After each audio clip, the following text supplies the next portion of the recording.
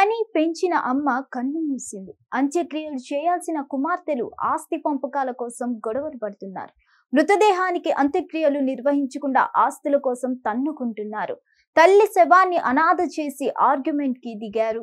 సూర్యాపేట జిల్లా కోదాడుకు చెందిన వెల్దినేని నాగమణి అనే మహిళకు ముగ్గురు కుమార్తెలు. వారు వివాహానంతరం అత్తారింటికి వెళ్లిపోయారు. ముగ్గురు కుమార్తెలు, ఒకరు ఖమ్మం, మరొకరు గుంటూరు, ఇంకొకరు హైదరాబాద్లలో నివాసం ఉంటున్నారు.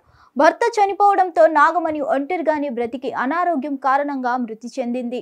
విషయం తెలుసుకున్న కుమార్తెలు ఇంటికి వచ్చి తల్లికి అంత్యక్రియలు చేయకుండా ఆస్తి కోసం పట్టుబట్టారు.